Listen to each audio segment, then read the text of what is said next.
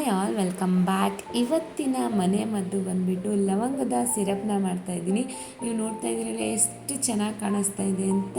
ಇದಕ್ಕೆ ಬೇಕಾಗಿರೋದು ಎರಡೇ ಇಂಗ್ರೀಡಿಯೆಂಟ್ಸು. ಮೇನ್ ಇಂಗ್ರೀಡಿಯೆಂಟ್ ಬಂದು ಲವಂಗ.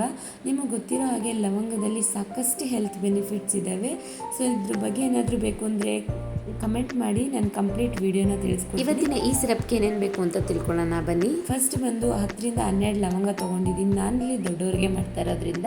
ಆ್ಯಂಡ್ ಇದಕ್ಕೆ ಇನ್ನೊಂದು ಇಂಗ್ರೀಡಿಯೆಂಟ್ ಏನಂದರೆ ಜೇನುತುಪ್ಪದಲ್ಲಿ ಕ್ಯಾಲ್ಶಿಯಮ್ ಆಗಿರ್ಬೋದು, ವಿಟಮಿನ್ ಆಗಿರ್ಬೋದು, ಮಿನರಲ್ಸ್ ಆಗಿರ್ಬೋದು ಹೇರಳವಾಗಿ ಸಿಗುತ್ತೆ.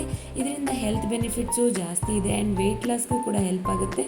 ಅದಾದಮೇಲೆ ಒಂದು ತವನ ಬಿಸಿಗಿಟ್ಟು ಅದಕ್ಕೆ ನಾವು ತೊಗೊಂಡಂಥ 10-12 ಲವಂಗನ ಬಿಸಿ ಮಾಡ್ಕೊಳ್ಳೋಕೆ ಇಟ್ಕೊಳ್ಳೋಣ. ಬಿಸಿ ಮಾಡ್ಕೊಳ್ಳೋಕೆ ಇಟ್ಕೊಂಡಾಗ ಫ್ಲೇಮ್ನ ಮೀಡಿಯಮಲ್ಲಿ ಇಡೋಣ. ಜಾಸ್ತಿ ಉರಿಯಲ್ಲಿ ಏನು ಇಟ್ಕೊಳ್ಳೋದು ಬೇಡ. ನೀವು ನೋಡ್ತಾ ಇದ್ದೀರಲ್ಲ ನಾನು ಹೇಗೆ ಒಂದೊಂದನ್ನೇ ಫ್ಲಿಪ್ ಮಾಡಿಕೊಂಡು ಬಿಸಿ ಮಾಡ್ಕೊತಾ ಇದ್ದೀನಿ ಅಂತ. ಇದೊಂದು ಒಳ್ಳೆ ಅರೋಮ ಬರುತ್ತೆ ಫ್ರೆಂಡ್ಸ್, ಇದನ್ನ ಬಿಸಿ ಮಾಡ್ತಾ ಇರ್ಬೇಕಾ. ಆ್ಯಂಡ್ ಅದಾದಮೇಲೆ ಇದು ಕಲರ್ ಕೂಡ ಟರ್ನ್ ಆಗುತ್ತೆ, ಒಂದು ಕಂದು ಬಣ್ಣಕ್ಕೆ ಟರ್ನ್ ಆಗುತ್ತೆ. ಯಾವ ಥರ ಟರ್ನ್ ಆಗಬೇಕು ಅಂದರೆ ಇದು ನಾವು ಸ್ಪೂನ್ ಸಹಾಯದಿಂದ ಮುರಿದ್ರೂ ಕೂಡ ಪುಡಿ ಆಗಬೇಕು. ಆ ಮಟ್ಟದ ತನಕ ನಾವು ಬಿಸಿ ಮಾಡ್ಕೊಬೇಕು. ನೀವು ನೋಡ್ತಾ ಇದ್ದೀರಲ್ಲ ಅದು ಹೇಗೆ ಚೇಂಜ್ ಆಯಿತು, ಕಲರ್ ಆಗಿರ್ಬೋದು ಆಮೇಲೆ ಸೈಜ್ ಆಗಿರ್ಬೋದು ಎರಡು ಚೇಂಜ್ ಆಗಿದೆ. ಆ್ಯಂಡ್ ನಾನಿಲ್ಲಿ ಸ್ಪೂನ್ ಸಹಾಯದಿಂದ ಪುಡಿ ಮಾಡಿಕೊಂಡ್ರು ಪುಡಿ ಆಗ್ತಾಯಿದೆ.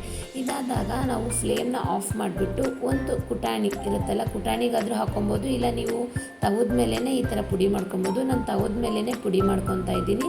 ಇದು ತಣ್ಣಗೆ ಆದಮೇಲೆ ನಾವು ಜೇನುತುಪ್ಪದ ಜೊತೆ ಸೇರಿಸ್ಕೊಬೇಕು. ಗೊತ್ತಾಯ್ತಾ ಫ್ರೆಂಡ್ಸ್? ಬಿಸಿ ಇರುವಾಗಲೇ ಯಾವುದೇ ಕಾರಣಕ್ಕೂ ಜೇನುತುಪ್ಪದ ಜೊತೆ ಸೇರಿಸ್ಕೊಬೋದು.